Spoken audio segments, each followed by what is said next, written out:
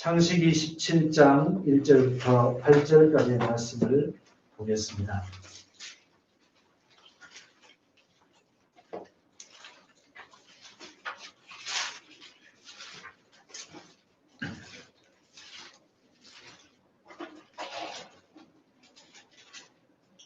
창세기 17장 1절부터 8절까지의 말씀입니다.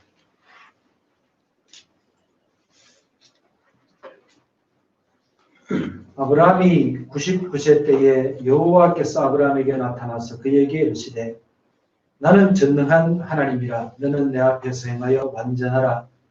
내가 내 언약을 나와 너 사이에 두어 너를 크게 번성하게 하리라 하시니 아브라함이 엎드렸더니 하나님이 또 그에게 말씀하여 이르시되 보라 내 언약이 너와 함께 있으니 너는 여러 민족의 아버지가 될지라. 이제후로는 내 이름을 아브라함이라 하지 아니하고 아브라함이라 하리니 이는 내가 너를 여러 민족의 아버지가 되게 함이니라. 내가 너로 심히 번성하게 하리니 내가 내게서 민족들이 나게 하며 왕들이 내게로부터 나오리라. 내가 내 언약을 너와 너 및 내 대대 후손 사이에 세워서 영원한 언약을 삼고 너와 내 후손의 하나님이 되리라. 내가 너와 내 후손에게 내가 교류하는 이 땅 곧 가나안 온 땅을 주어 영원한 기업이 되게 하고 나는 그들의 하나님이 되리라. 아멘.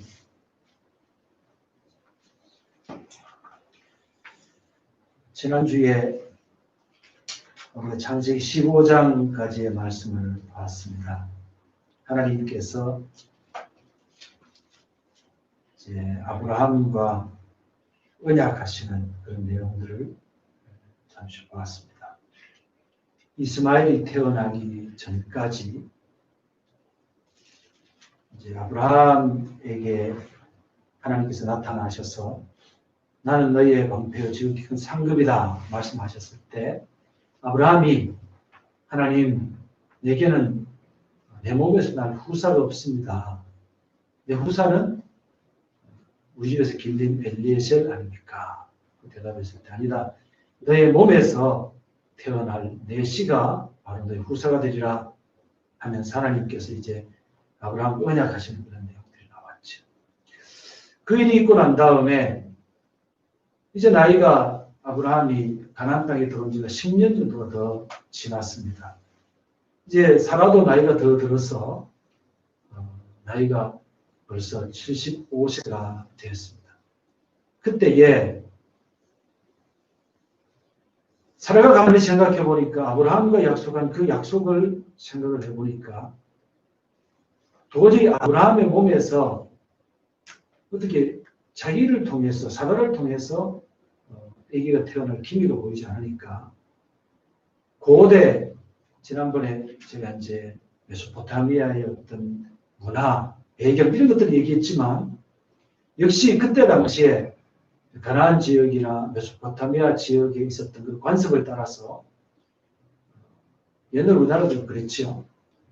씨바지를 통해서 아기를 낳으면 그 아이가 이제 그 집에 대를 잇게 되는 그런 내용들이죠. 그래서 이 사라가 자기의 여종이었던 하갈은 애굽 여인이었죠. 아마 언제 하갈이 아브라함의 그 정말 합류를 했는지 모르겠지만 예상을 해보면 추측을 해보면 그 애굽에 흉년이 들어서 애굽에 내려갔을 때 그때에 아마 여종으로 이제 데려오지 않았나 하는 생각이 듭니다. 어쨌든 그렇게 그 하갈을 이제 아브라함에게 이제 한마디로 말하면 씨바지로 그렇게 주게 되는 거죠. 그래서 아브라함이 85세 때 사라의 말을 듣고 애굽 여인을 첩으로 취하게 됐습니다.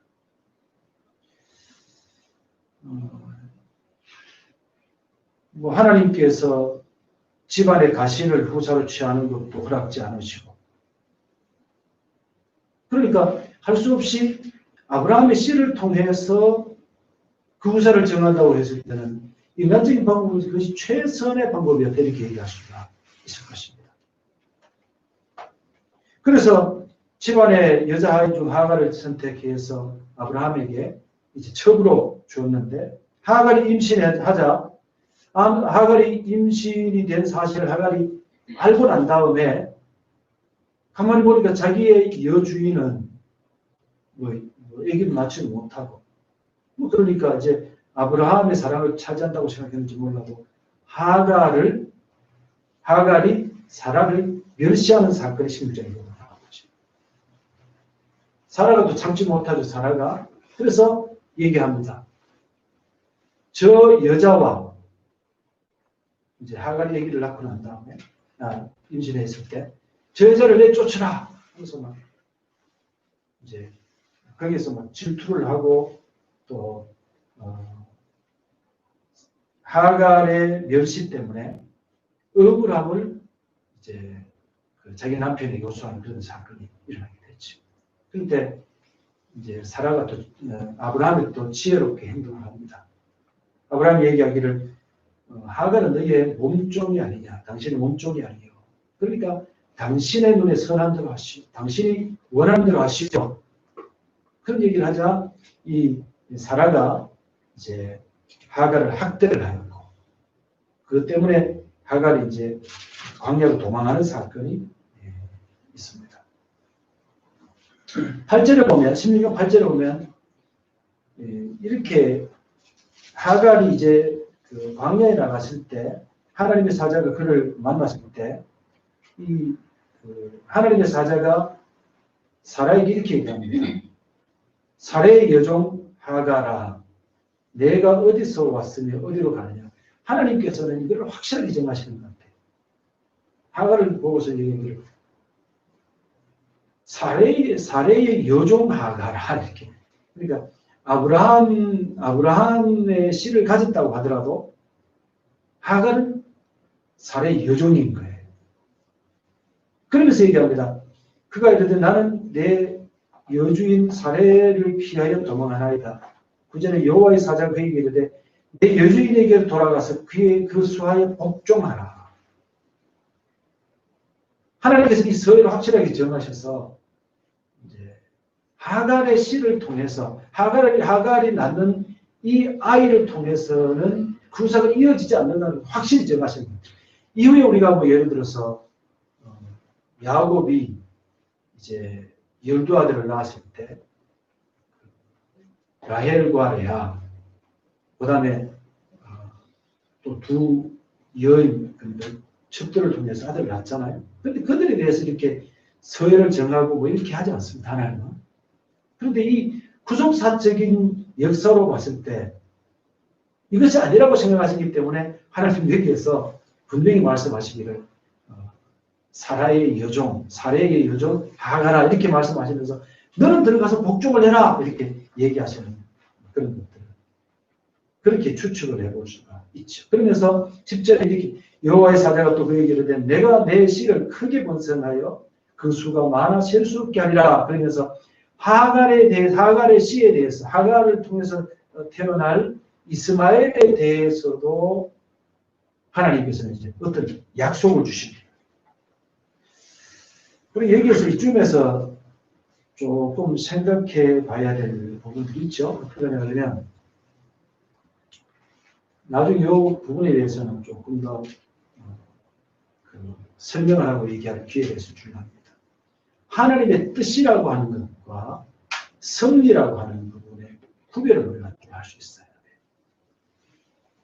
하나님의 뜻 그러면 하나님께서 어떤 목적을 이루시기 위해서 가지고 있는 의지 이런 것들 하나님의 뜻이라고 얘기할 수 있어요. 우리가 이제 흔히 이렇게 얘기를 사람들은 합니다. 어떤 얘기를 하냐면 하나님께서 살아계시다면 왜 이런 악한 일들을 얘기를 안 하냐?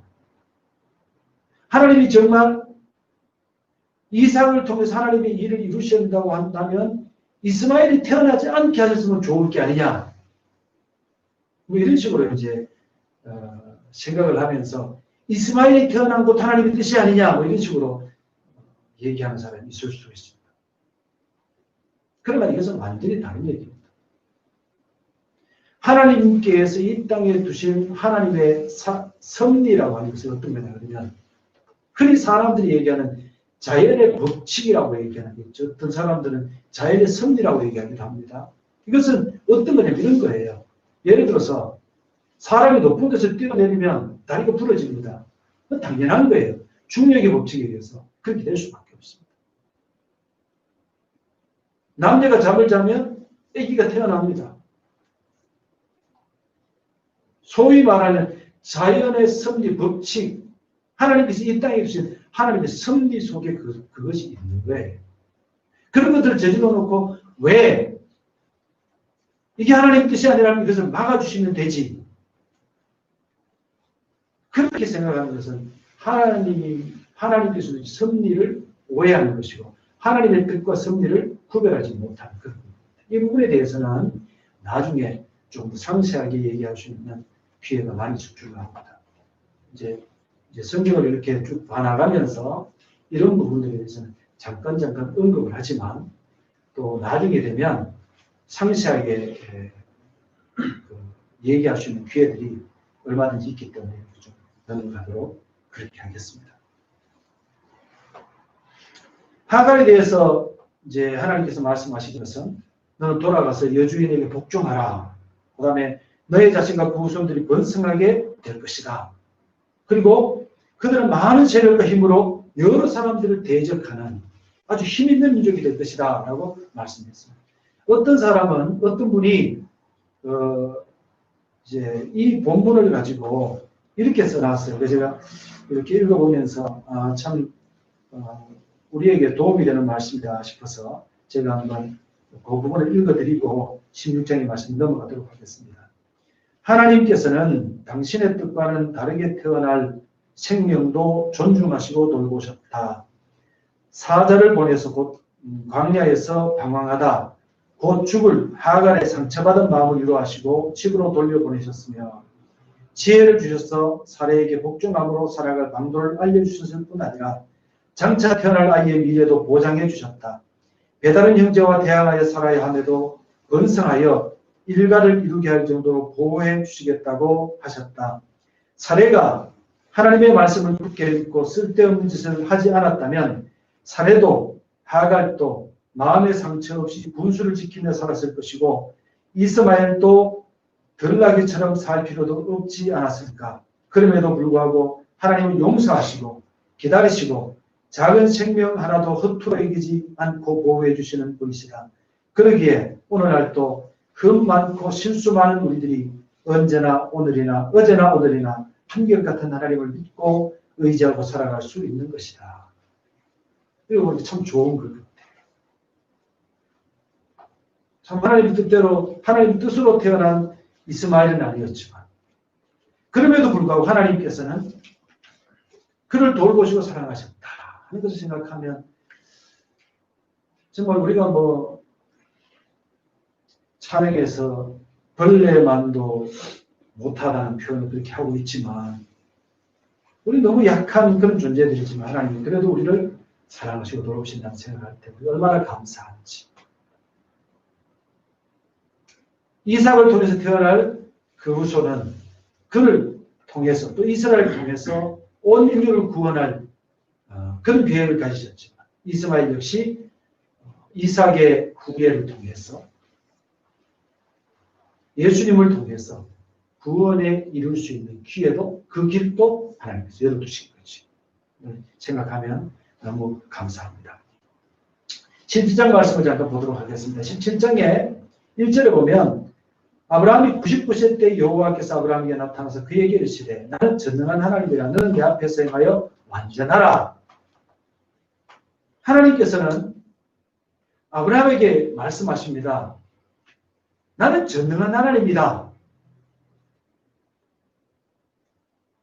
우리가 이제 하나님을 대할 때, 하나님을 생각할 때, 너무 하나님께서는 이것을 하실 수 있습니다. 이렇게, 하나님 앞에 용기를 주는 듯이 얘기하는 것 저는 좀 제 자신은 좀 어색합니다. 하나님께서 하실 수 있는 건 당연한 거예요. 당연한 거예요. 당연히 하나님 다 하실 수 있어요. 그 전능하신 하나님께서 내게 이루실 일을 우리가 기대하면서 사는 것은 아니라는 거죠. 어쨌든 하나님께서 이렇게 말씀하시면서 이렇게 얘기하십니다. 너는 내 앞에서 행하여 완전하라. 완전하라. 우리 이 완전하라는 말씀을 앞에서 우리가 좀 봤죠. 어디서 봤냐 그러면 창세기 6장 9절에서 노아에게 적용되었던 말씀입니다. 6장 9절에 보면 어떤 얘기가 나오냐 그러면 노아는 의인이요 당세에 완전한 자라 이렇게 얘기했죠. 의인이라는 말의 뜻은 그가 하나님의 말씀, 하나님의 율례, 하나님의 계명을 지켜 행했다는 의인이라는 의미를 그런 의미를 가지고 있는 말씀이라고 단어라고 말씀드렸습니다. 그다음에 완전이라고 하는 의미는 노아가 완전했다는 의미는 제의적인 의미를 가지고 있다고 말씀드렸습니다. 다시 말하면 제의적인 의미라고 하는 것은 우리가 오늘 우리로 말한다면 예수님의 피로 말미암아 우리가 구원받는 거죠. 예수님과의 관계 속에서 예수님을 우리의 구주로 영접함으로써 우리가 구원에 이르게 되는 거죠. 구약에서는 양의 피로 제사를 드리는 것은 그들이 용서받는 것. 히브리서 11장의 말씀 속에 보면 이 모든 것들이 그리스도를 향한 믿음의 그림자들이었죠. 구약은 하나의 모형적인 의미를 많이 가지고 있고 그것이 바로 실체적인 의미로 예수님께서 그것이 실현된 그런 내용들을 가지고 있는 것이죠. 그래서 하나님께서 말씀하신 완전이라는 의미는 제의적인 의미를 가지고 있고 또 이것은 하나님과의 올바른 관계를 말하는 용어입니다. 하나님의 올바른 관계. 그러니까 하나님께서 말씀하시기를 아브라함에게 너는 내 앞에서 완전하라 라고 말씀하시는 것은 어떤 의미냐? 너는 나와 올바른 관계를 맺고 있어야 된다는 그런 의미를 가지고 있는 것이죠. 계속 그 올바른 관계를 계속 유지하고 가라고 하나님께서 말씀하시는 거죠.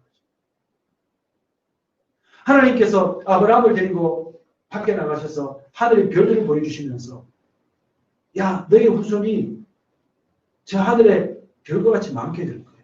네가 하늘의 별들을 셀 수 있을진데 내 후손을 셀 수 있을 거야 라고 말씀하셨을 때 아브라함이 그것을 믿으니 하나님 그것을 그의 의로 여기셨다고 말씀하셨죠.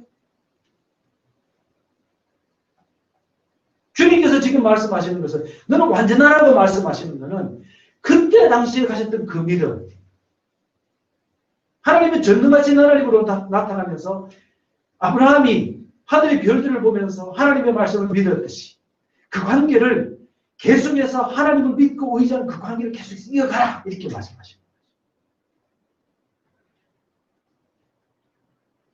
그래서 하나님께서 아브라함에게 그 언약을 상기시키시면서 그 언약을 다시 생각나게 하시는데 그 언약의 내용을 보면 이런 내용들이 하나님 편에서 보면 이제 언약이라고 하는 것은 쌍방의 그 관계를 맺는 거잖아요. 한쪽만 얘기하는 걸 갖다가 언약을 할 수 없어요. 양쪽 쌍방이죠, 쌍방. 하나님 편에서는 이삭을 주셔서 번성하게 하겠다는 말씀으로 이어지지. 그래서 1절에 보면 너는 내 앞에서 완전하게 행하라 이렇게 얘기를 하고 이제 그 다음에 이제 말씀을 계속해서 이어서 보면 이런 얘기를 합니다. 3절 아브라함이 엎드렸더니 하나님이 그에게 말씀하시되 이르시되 4절 보라 내 언약이 너와 함께 있으니 너는 여러 민족의 아버지가 될지라. 여러 민족의 아버지가 될지라. 우리 한번 생각 한번 해봐요. 아브라함을 통해서 아브라함이 여러 민족의 아버지가 됐대요. 누구 아버지겠습니까? 아브라함이 여러 민족의 아버지가 됐다면 첫 번째로 생각하는 이삭이죠. 이삭을 통해서 이스라엘의 아버지가 됐습니다. 그 다음 또 누구 아버지가 됐죠? 지금 이미 태어나 있는 이스마엘의 아버지가 됐지. 나중에 이삭을 통해서 두 아들이 나는데 야곱과에서 근데 야곱을 통해서 이스라엘 계보가 이어지니까 야곱이 되면 이스라엘이었잖아요. 그죠? 그렇게 되니까 에서의 자손들이 또 생겨나게 됐지요. 그 다음에 또 우리가 성경을 계속해서 읽어보면 25장에 가면 그두라라고 하는 여인이 아브라함의 처으로 들어옵니다. 그래서 그를 통해서 시므란, 욕산, 머단, 미디안, 이스박, 수아 이런 민족들이 아브라함의 씨로 말미암아 이제 퍼져나가는. 그래서 아브라함의 이름이 아브라함 아비라고 하는 이름이 아브라함 조상이라고 하는 이름으로 바뀌어지게 되는 계기가 되는 거지. 그렇게 이제 하나님께서 여러 민족의 아버지가 될 것이다라고 하는 것이 첫 번째 언약. 두 번째 언약은 구속사적인 면에서 그리스도의 탄생과 여러 민족이 그로 말미암아 복을 받게 되는 것. 이삭, 야곱으로 이어져서 이스라엘은 물론 아브라함의 다른 자손들도 아브라함에게 약속하셨던 자손. 신약에서 여럿을 가르쳐 자손들이라고 얘기하지 않고 자손이라고 얘기했는데 그분이 바로 예수님이라고 표현했듯이 예수님을 통해서 온 인류가 구원받게 되는 이런 약속도 주님께서 아브라함과 하신 그 언약 속에 들어있는 겁니다. 또 뭐가 들어있냐 그러면 지금 아브라함이 거류하고 있는 그 땅을 하나님께서 아브라함에게 주시겠다라고 하는 것이 하나님의 약속입니다. 8절에 나옵니다. 내가 너와 내 후손에게 내가 거류하는 이 땅 곧 가나안 온 땅을 주어 영원한 기업이 되게 하고 나는 그들의 하나님이 되리라. 이 땅을 내가 너희의 후손에게 주겠다. 그 땅에 대한 약속을 다시 한번 상기시키시는 거죠. 그러면서 8절에서 한 가지 더 얘기를 하고 있는데 그것은 바로 나는 나는 그들의 하나님이 되리라. 그들의 하나님이 되리라.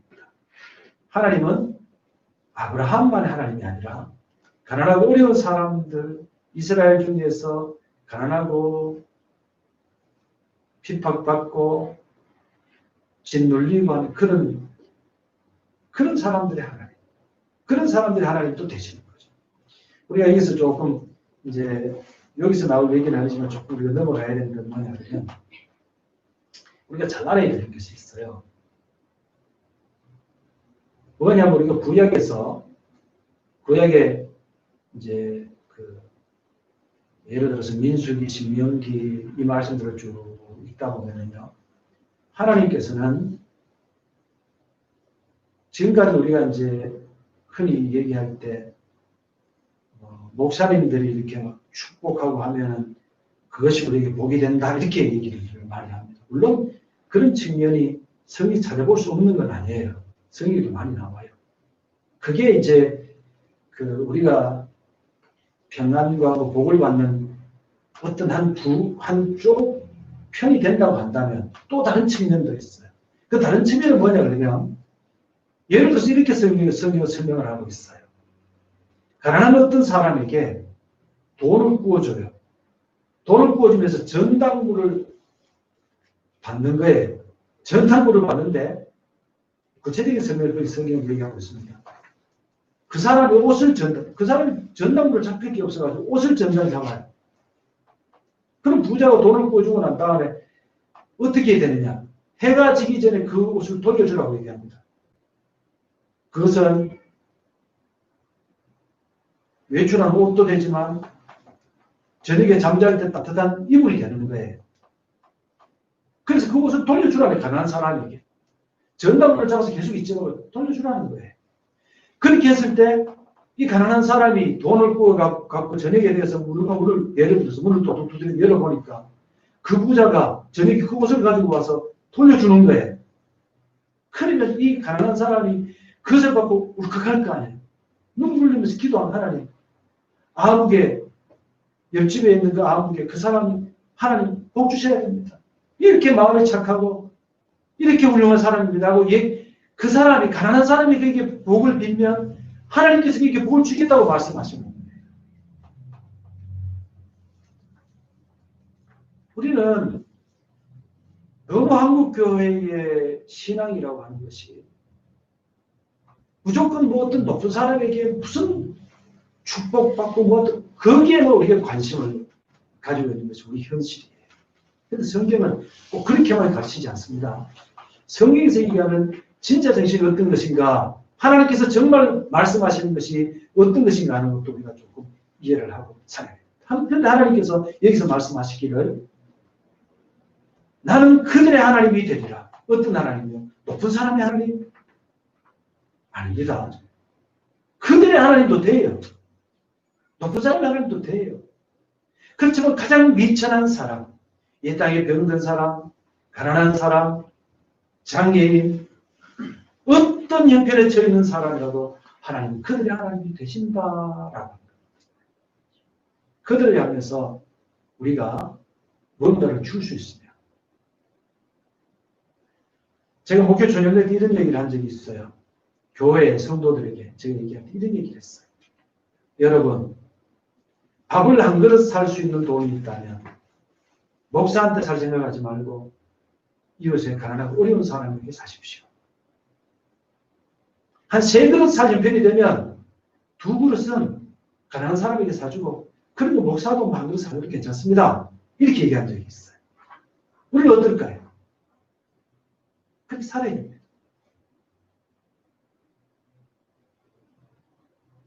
우리 한국교회 그렇게 살아야 이 땅에서 교회에 제대로 된 모습을 보일 수가 있는 거예요. 자, 한번 넘어가도록 하겠습니다. 자, 그런 면에서 이제 하나님께서 아브라함이 그런 약속을, 그런 언약을 하신 거예요. 그런 약속을 하시고, 또 아브라함 편에서는 하나님께서 아브라함에게 요구하시는 것이 있어요. 그 요구가 뭡니까? 할례라고 하는 겁니다. 할례. 하나님과 올바른 관계를 맺고 살기 위해서 언약을 몸에 새기는 것이 할례라고 할 수가 있습니다. 이 할례는 아브라함 때 이제 시작되었는데 하나님과 사람 사이에 언약을 맺는 증표로 세우게 된 거예요. 근데 이 부분에 대해서 우리가 이제 뭐 얘기를 좀 많이 해야 되는데 하나님과 이스라엘 사이에 하나님은 이스라엘의 하나님이 되시고 또 이스라엘 하나님께 복종하겠다고 하는 의미를 담고 있는 것입니다. 그래서 이스라엘 사람들은 태어난 지 8일 만에 모두가 할례를 받았어야 돼요. 이 할례는 너무 중요시 여겼기 때문에 안식일에 다른 일은 하지 않아도 안식일이라고 하더라도 할례만큼은 꼭 행해야 되는 것이 이스라엘의 하나의 관습처럼 내려오게 됐고 또 이스라엘 집안에 한 공동체가 되어 있는 사람이라면 같이 살고 있는 가솔들이라면 성경에서 얘기했듯이 오늘 읽은 뒷부분의 말씀을 보면 그 부분이 나오는데 이 아브라함의 씨 그들뿐만 아니고 집안에 있는 모든 남자들은 다 남자의 음경의 표피를 배내는 이것을 이제 행해야 됩니다. 그것이 하나님께서 명령하신 내용들입니다. 출애굽했을 때 이제 출애굽기 그다음에 그 여호수아서를 읽다 보면 출애굽을 하고 난 다음에 이스라엘이 40년 동안 광야에서 할례를 행하지 못했어요. 그걸 행하지 못한 것은 뭐냐 그러면 이들이 이제 그 할례를 행하고 나면 이 사람들이 한 일주일 정도는 굉장히 좀 고통스럽고 걷지를 못하거든요. 그러니까 이게 이제 그 40년 동안 할례를 못 받은 거예요. 그래서 결국은 여호수아 때 길갈에서 이제 그 할례를 행하는 그런 내용들이 나와 있었습니다. 그러나 그 후에는 하나님의 명령하신 대로 모두가 다 할례를 행했습니다. 우리가 이제 출애굽기의 말씀을 읽다 보면 4장에 보면 그 모세의 아내였던 시보라가 그 모세의 아들에게 할례를 행하는 그런 내용들도 나오긴 합니다만은 모친에 의해서 할례를 행했던 예들이 조금 있는 것 같아요. 그러나 그렇게 많이 성경에 등장하지는 않습니다. 그럼 신약에 이르러서는 어떻게 우리가 좀 생각을 해볼 수 있느냐 그러면 신약에 있어서 그 초대 교회의 초창기의 그 교회의 일원들, 사도들을 비롯해서 많은 사람들은 그때까지는 아직 확실하게 예수님을 통해서 구원받는다는 개념을 확실하게 못 가지고 있었던 것 같아요. 그러니까 예수님을 믿는 이방인들이 예수님을 믿기만 하면 구원받는다고 하는 그 교리들이 제대로 정리되지 못했던 그런 시기들이었어요. 그래서 우리가 사도행전의 15장의 말씀을 보다 보면 이제 일제 전도 여행이 끝나고 난 다음에 예루살렘에 모여서 예루살렘 회의를 하는, 요즘으로 말하면 교단 총회 같은 그런 거죠. 근데 각 교단에서 요즘은 좀 문제가 좀 있으면 본래 교단 총회나 이런 것들의 기원은 예루살렘 총회 이것이 이제 기원이라고 저는 생각을 하는데, 이 기원에서 우리가 알아야 될 것은 어떤 것이 정말 신앙을 제대로 정립할 것인가. 우리 신학적인 토론들, 어떤 것이 정통이 어떤 것이 성경을 해석하는 부분에서 벗어난 것인가. 이런 부분에 대한 얘기도 좀 많이 해야 돼요. 그래서 예를 들어서 제가 설교를 하잖아요. 어떤 부분, 그런 부분에서 내가 잘못된 부분들이 있다면 그런 토론이나 신학적인 토론 이런 것들을 통해서 제가 잘못된 부분들을 수정을 해나가고 이런 것들이 있는 것들이 바로 교단 총회가 되야 되는데, 요즘은 교단 총회 그러면 총회장 뽑고 그래서 끝이에요.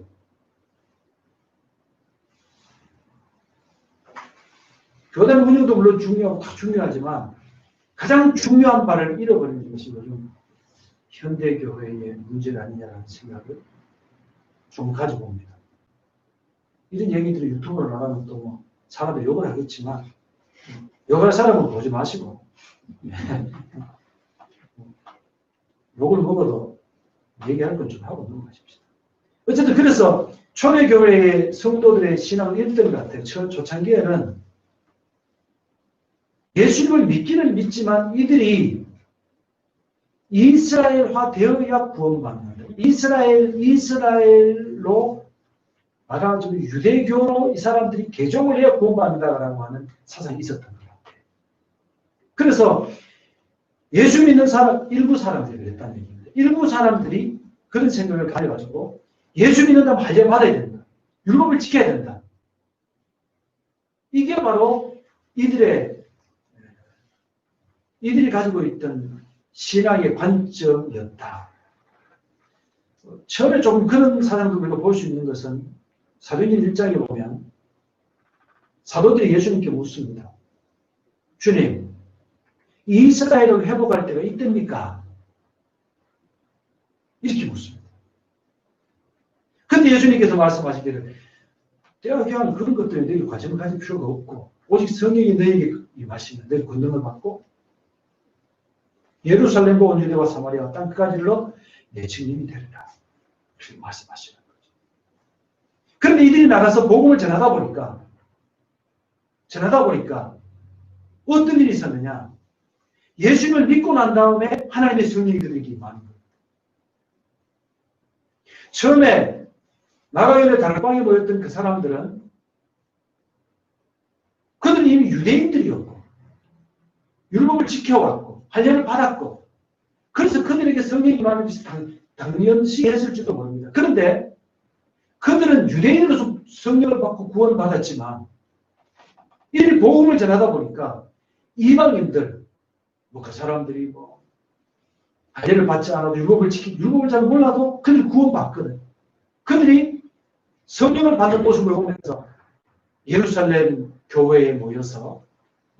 모여서 이들이 회의를 하면서 이 할례나 또 율법에 대한 짐을 지우지 말자라고 그들이 이제 결의하는 그런 내용들이 여기서 나오게 되는 것이죠.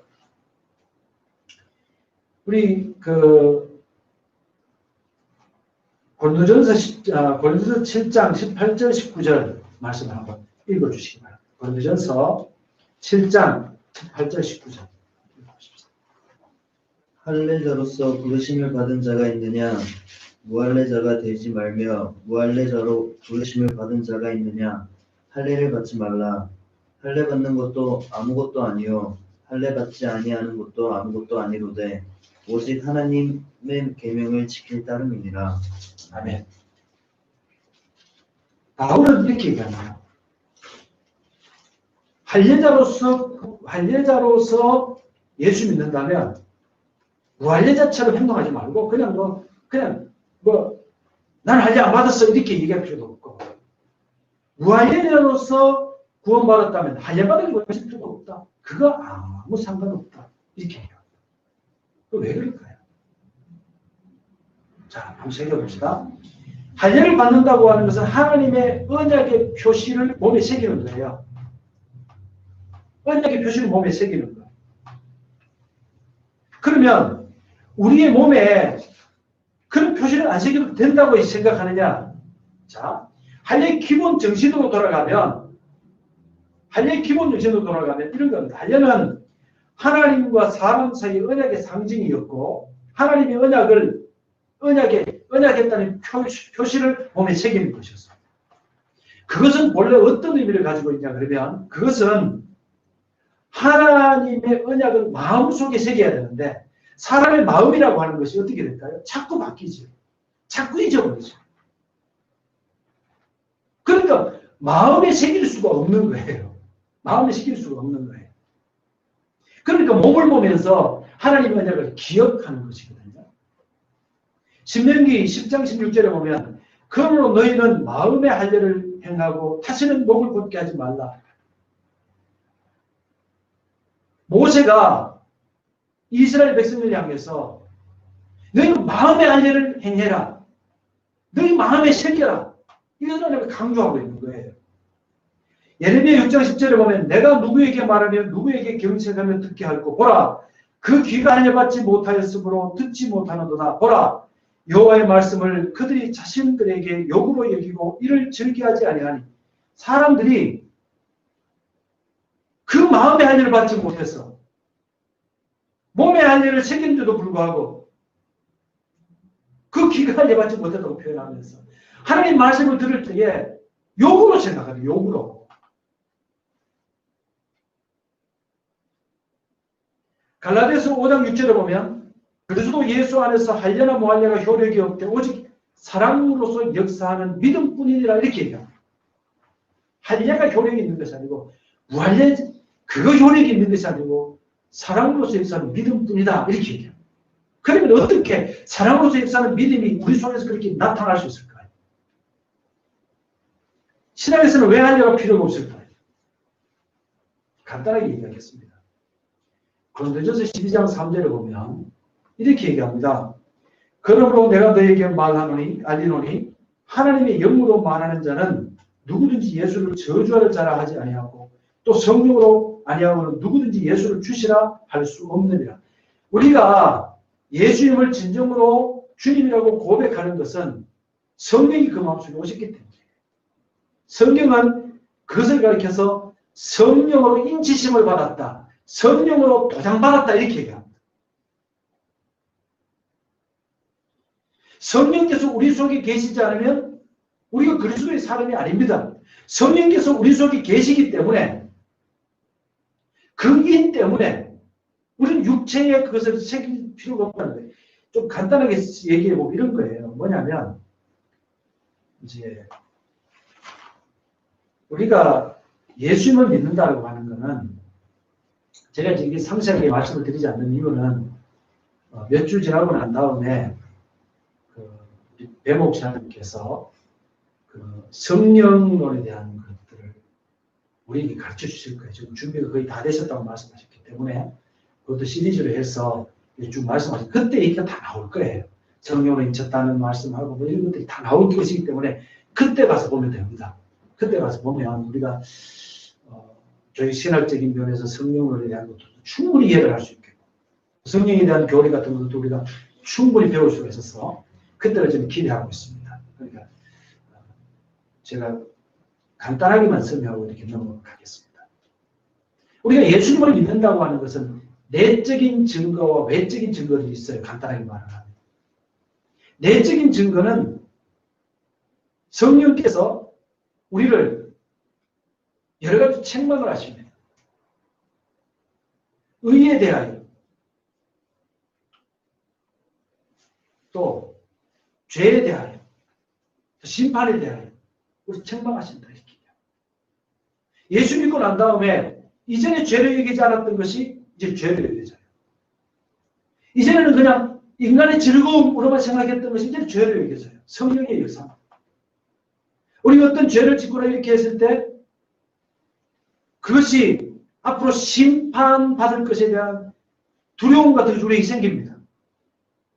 이것은 하나님의 심판의 대상인데 생각하면서 하나님의 우리가 겸손해집니다.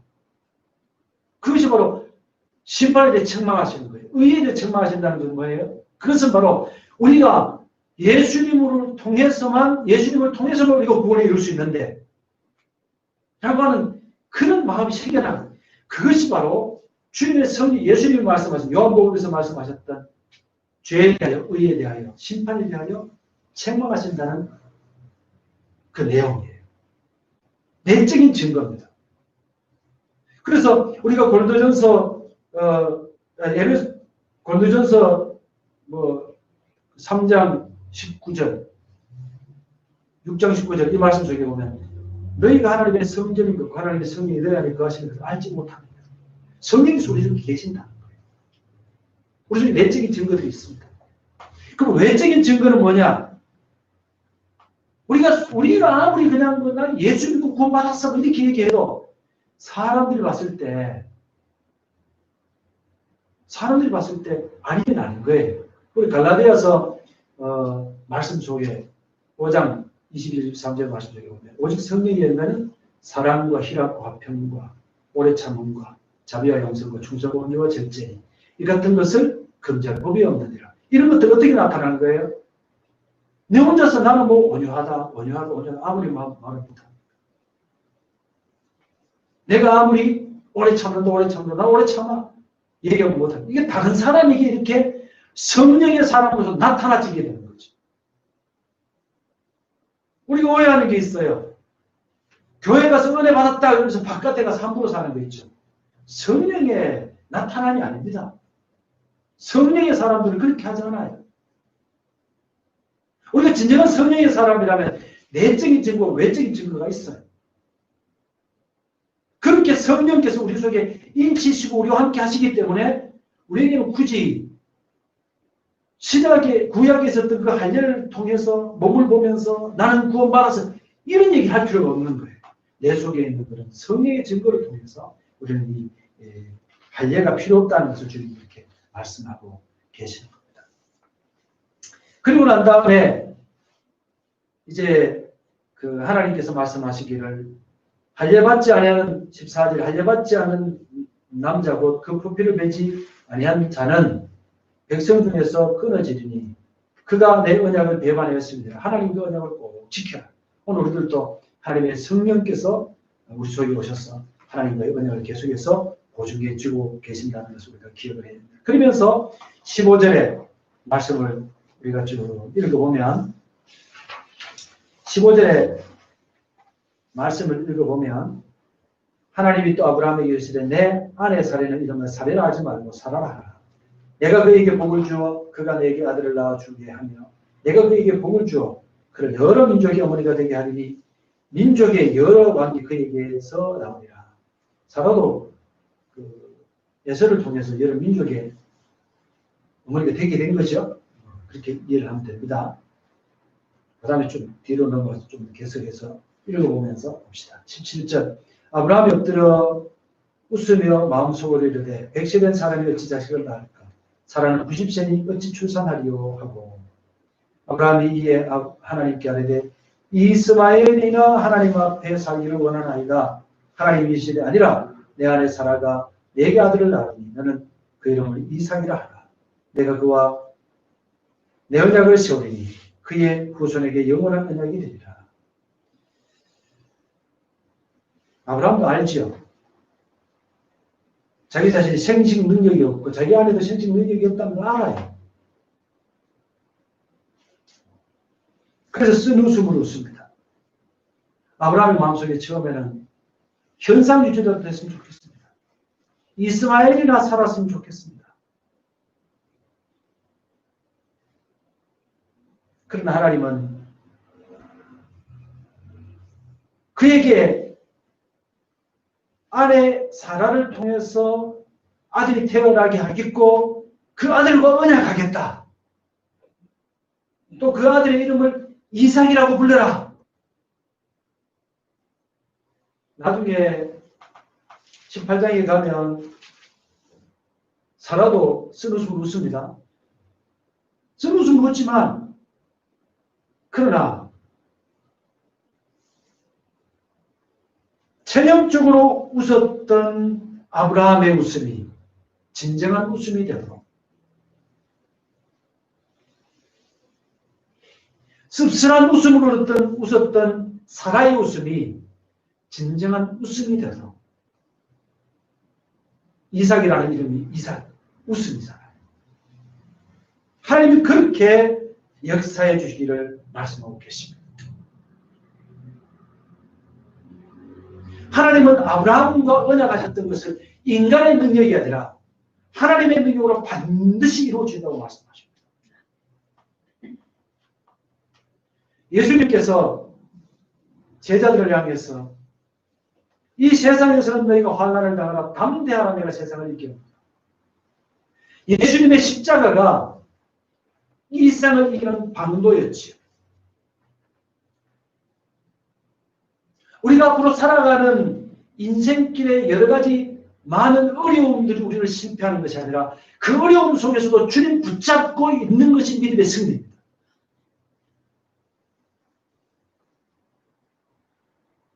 성경의 어디를 봐도 마지막 때에 우리가 벌어놓은 많은 돈들이를 구원할 것이라고 얘기하지 않습니다. 하나님은 그 모든 것들을 심판하시겠다고 말씀하십니다. 인류가 이루어놓은 아름다운 문명들이 승리가 아닙니다. 우리의 승리는 하나님께서 하나님의 능력으로 우리를 끝까지 붙잡아주는 겁니다. 죽음의 그 순간에 우리가 주님의 손잡고 죽음의 문턱을 넘어서 저 세상으로 들어가는 거예요. 천국으로 들어가는 거예요. 지금 가지고 있는 이 믿음이 결코 우리에게 고통스러운 일이 있다고 하더라도 육체의 수많은 질병과 고통도 우리를 무너뜨린다고 하더라도 그것 때문에 실망하면 안 됩니다. 경제적 어려움이 우리를 망하게 하는 것 같아도 그것이 우리를 망하게 하는 것이 아니라 우리 속에 있는 절망이 그것이 우리를 망하게 하는 거예요.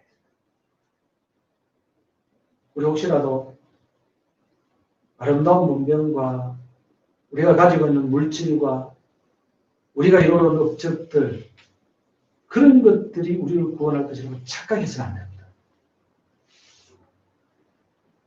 끝까지 믿음을 붙잡고 살아야지. 주님께서는 완전히 인간적으로 생식 능력이 없는 아브라함에게 아브라함 생각해 보세요. 거부가 된 아브라함. 이삭도 마찬가지였죠. 거부가 됐지만 그것이 아브라함에게는 희망이 아니었습니다. 아브라함의 마음속에 늘 가지고 있었던 아쉬움. 그것은 뭐냐 그러면 내 몸에서 사라를 통해서 태어날 그 아이가 어쩌면 아브라함이 그랬을 수도 있어요. 내게 있는 모든 것을 다 잃어버려도 그 씨 하나가 내게 더 소중하다 이렇게 생각할 수도 있었을 거예요.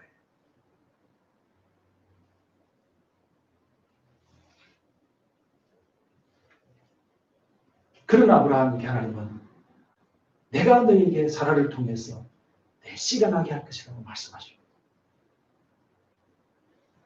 아브라함이 이 말씀을 듣고 난 다음에 확신을 했겠지만 또 그 후에 마음은 어땠을지 잘 모르겠어요.